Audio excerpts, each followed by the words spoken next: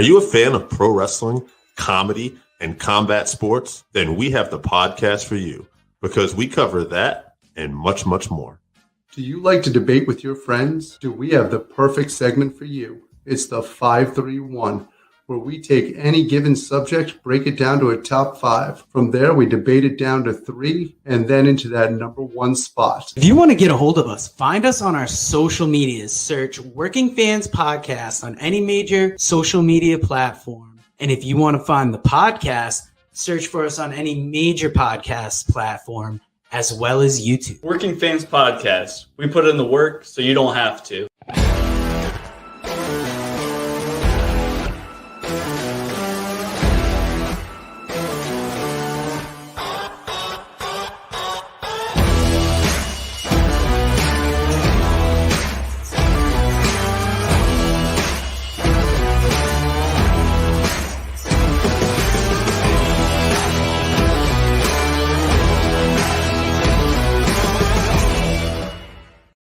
Welcome back to Working Fans Podcast. We are bringing you a special Money in the Bank review episode brought to you by the Pro Wrestling Vault Volume 1 and Lance by Chance, written by Vinnie Berry, available at WrestleVille.com. Available on Amazon.com. We have Super Vows and Pas de Deux, written by friend of the show, Kevin Kelton, as well as I'll Be Here All Week by Ward Anderson, and Ward's stand-up special, Kind of Sort of Grown Up. If you are on Facebook, you can check out New Heights Wrestling as well as on YouTube. And tonight, me and AJ Strangebrew are here to talk about Money in the Bank, which just concluded about 15 minutes or so ago. And very interesting event. It started off with the ladies' Money in the Bank ladder match. And AJ, what did you think of this match? I thought the match was great. I thought that it had a great flow to it, a lot of action to it.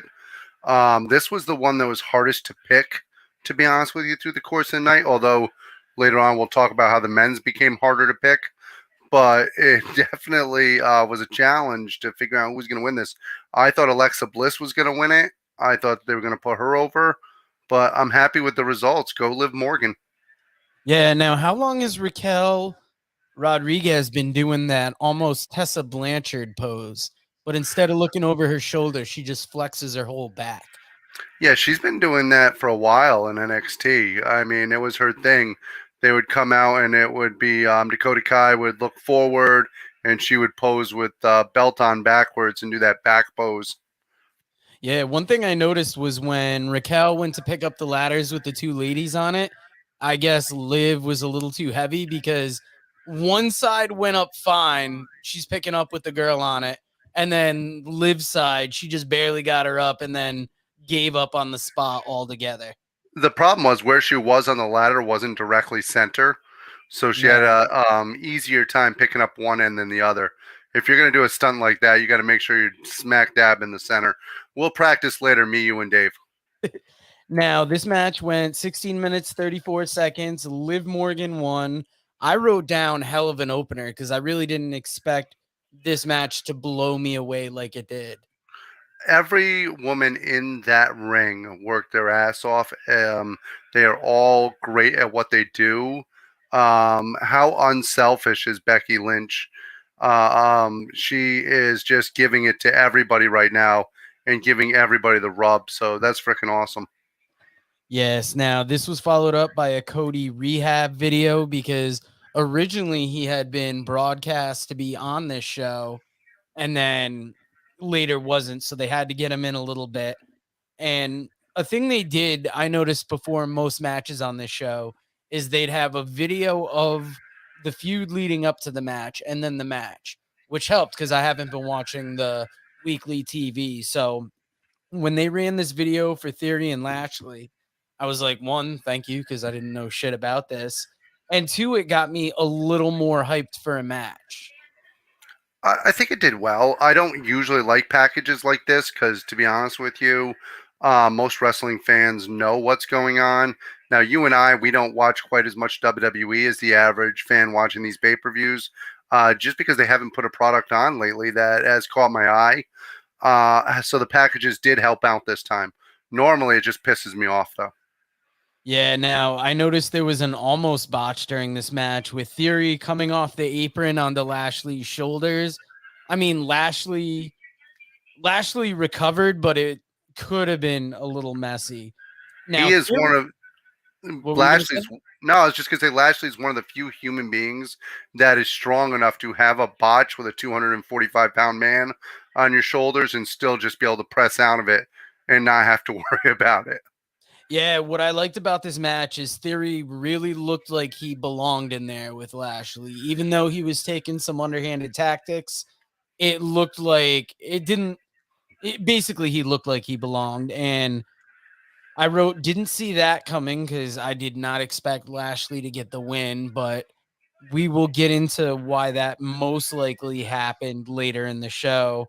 But Theory's amazing for his age. If he, I compare Theory, his in-ring ability is where MJF's promo abilities are given their age.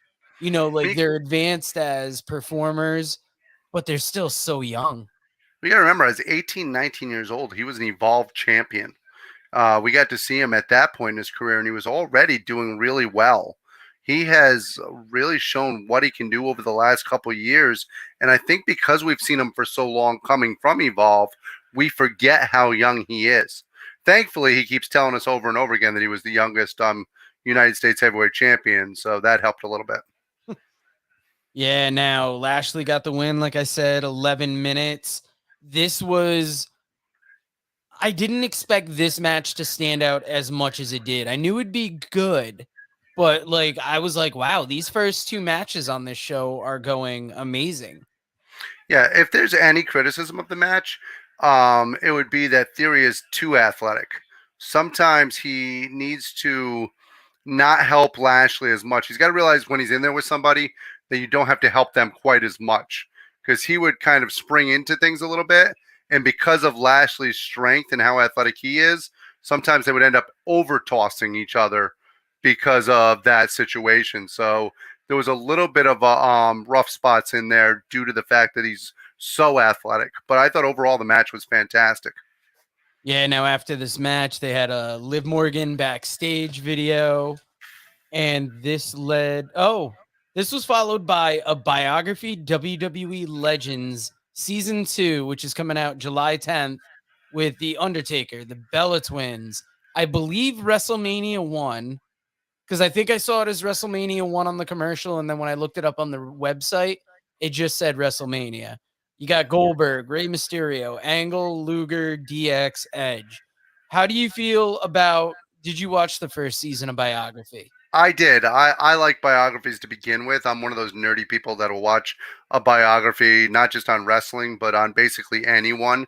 Like, oh, we've got Joe the plumber. Listen to the life story. I'm like, oh, this is fascinating. So when you do it about wrestling, it becomes even more intangible to me. Yeah, no. So you'll be definitely watching this season then. Oh, absolutely. And it looks like great shows. Another interesting show that they had for a commercial for tonight was the dinner for, instead of doing dinner for three, they're doing the Undertaker with his posse there, where they're all going to sit down and talk about road stories and where they've been, and they drink and have the meal that way. That looks like it's going to be a really fun show on the Peacock Network. Yes. Now, this biography commercial was followed by a Miz video package and then a Bianca Carmella video package. And what I noticed was there was only, I think it was like 6 matches on this show.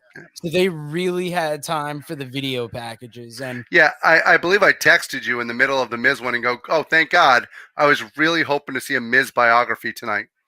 yeah, and it was weird because it's like, it's fine when the video relates to the match right after it, but it's almost like you guys could have padded this with like another match or something.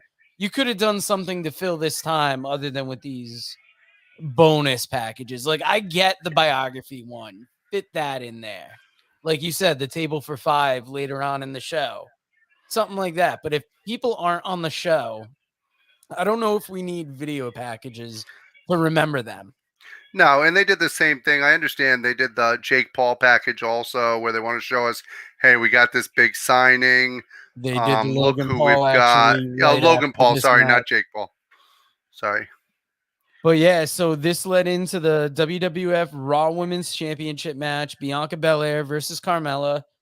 I haven't seen Carmella in so long that she didn't look bad in the ring. So But she's in there with Bianca, who looks strong as hell and just super impressive. So here's the funny thing is when I was writing notes while I'm watching this, one of the first things I wrote down is, Carmella doesn't look like complete shit. That's unusual. So that's so I agree with you on that 100%. I thought Carmella's been putting in some work.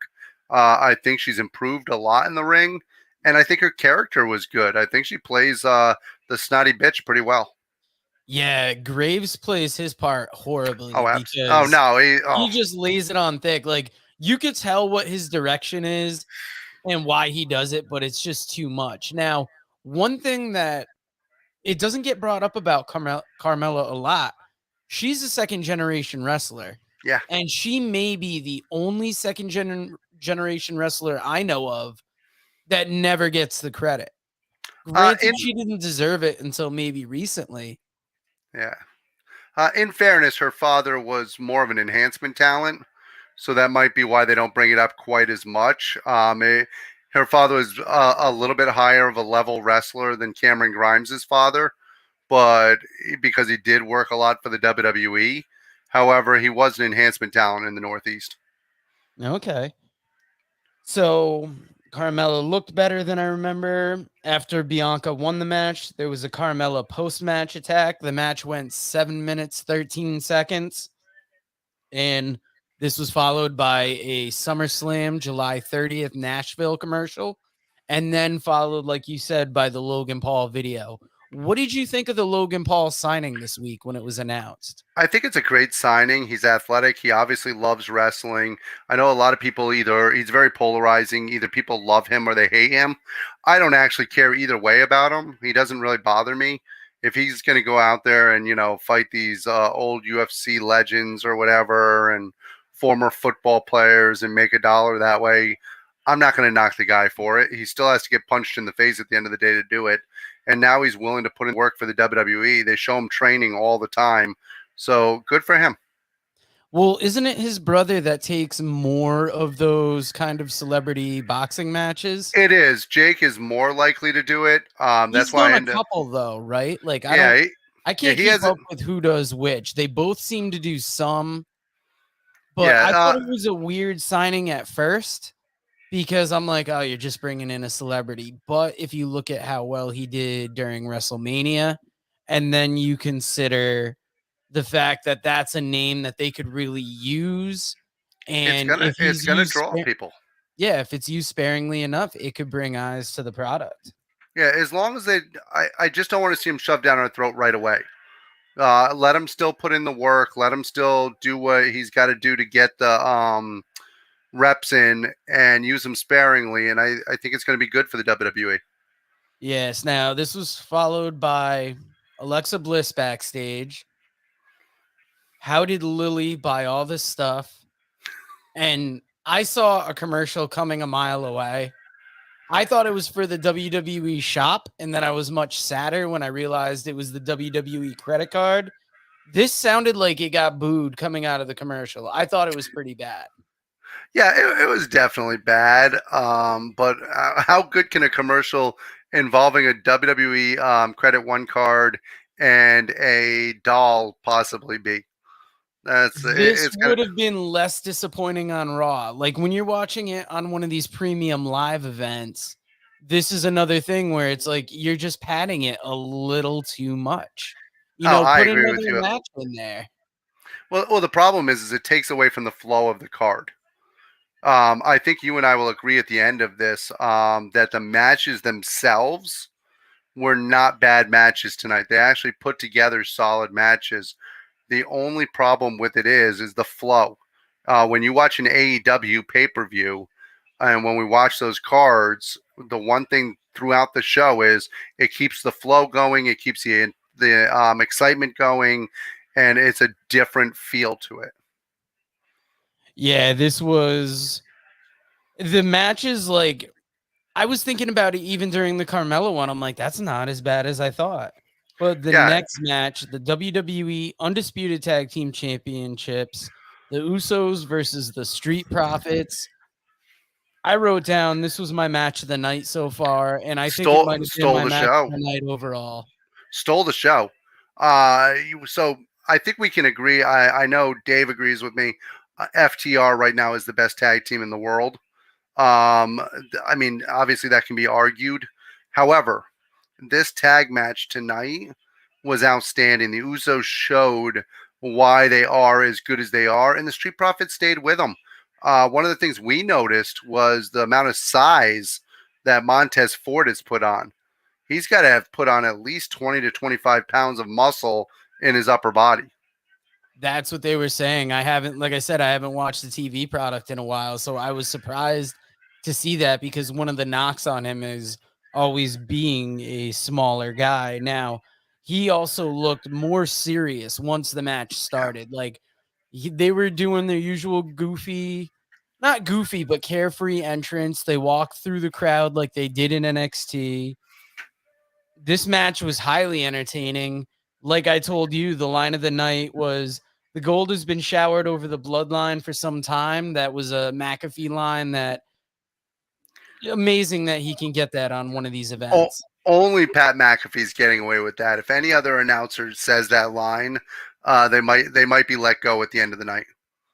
Definitely. Now the Usos won this in 2301, but not without some dispute. There, do you think there's going to be a rematch or some kind of follow up to this based on the shoulder gimmick at the end of the match? Now, if you were booking correctly, there would definitely be a follow up to this. Why even do this if you're not going to have a follow up to it? However, I will remind you, this is the WWE, and we don't always have follow through on storylines. So it might go absolutely nowhere, but I have a feeling that they're going to use this to get another match with the Usos, and I do think that the Street Profits are going to be coming to an end soon. I think this match would make sense as a rematch at SummerSlam, but it could most likely just be on a Raw or SmackDown before that. That's where I think the WWE could definitely drop the ball on this. Yeah, with WWE, you never know where they're going to make bad booking decisions. That's kind of the fun in watching. Where will they fuck up this one? Yes. Now, after this, they have the table for five with the Bone Street crew, which it sounds like is available now, the way they talked about it. Okay. You know, I looked right afterwards to see it is available now. And this was followed by Kevin Owens promo video, which is another one that I was like, why are we playing this? And when the main event came around and there was a surprise eighth person announced, I initially thought it would be him based on this video. But my mind went in a different area with that. I was thinking Randy Orton when they first said that. Okay. But going back to the things here, the Kevin Owens video was followed by a weird promo video that has people talking. I have an idea, and I've seen two opinions so far who it could be. What do you think about this video? My first thought, and this is just what popped into my head when I first saw it, was Edge coming back to go after the people who took him out. That was my first thought. Obviously, it can go in other directions. There are other wrestlers that they could actually use this for. But that was my first thought because there was religious symbolism in it. There was different feels to it. So that was my first. See, my first thought was that group that he had, and I couldn't remember the name of them. And then by the sounds of the video and just the way it was cut together, I got a Bray Wyatt type feel. Which now he has trademarked things, but he's trademarked them under his new gimmick or his gimmick that is non-WWE persona. Yes. So I don't expect to see him back in the WWE just based on what he has actually trademarked lately. There were weird like sounds during the thing that sounded like Wyatt sounds, but then I saw somebody else put up on social media that there was during the promo, there was like a Latino Heat license plate on fire. There was somebody else's sunglasses, and there was the Hardys like armbands in the video. So it kind of leads towards what you were saying about it being Edge. Yeah, that's just like I said, that's what popped into my head. Nobody else who they have right now really makes that much more sense to me. But that's just me. Yeah, now that was followed by a Natalia Ronda Rousey promo video, which was followed by the WWE SmackDown's Women's Championship match, Ronda Rousey versus Natalia. What did you think of this match? Okay, so I didn't have a lot of expectations going into this match, just because I am not the big Ronda Rousey fan that some people are. I think that she does try in the ring. I think she cares, but her style sometimes just comes across a little sloppy and a little dangerous for my liking, to be honest with you. And it might not even be dangerous; it might just appear that way. So I'm not her biggest fan. However, that being said, I thought they did deliver. I thought they delivered a solid match. There was the usual spots where it looks like they're just not connecting in a Rousey match. However, overall, I thought it was one of the better matches that she's had. And I mean, when you're in there with somebody like Natalia Hart, how do you not? Yeah, now Natalia looked dominant. Rousey paying homage. It looked like Shawn Michaels when she had Natalia in that sharpshooter. There were some great submission reversals near the end, Yeah. but Ronda gets the win, 12:32. By the way, And they announced in there it Bret Hart's birthday today, so that's kind of cool. So happy birthday to the Hitman. Also, 15th anniversary of Natalia actually being with the company. So we nice. had John Cena's 20th anniversary. Now we've got Natalia's 15th anniversary. Now this match, after it's over, Liv Morgan cashes in the Money in the Bank briefcase, and 32 seconds later, she is the SmackDown's Women's Champion. All I wrote down was that happened quick, and it's one of two ways the Money in the Bank can go, right? You either have this long drawn out thing where will they cash it in, and that one you tend to get a longer match out of. And then you got these cash ins where you cash it in the night that you win it, and it's a very quick win, which I guess would make sense since they've already been in the ring. But to me, it just kind of diminishes the whole Money in the Bank thought. If Liv Morgan had a long match with Ronda Rousey, I don't think there's any way they put her over. So I am glad that they did what they did. I agree with you that it does diminish it altogether.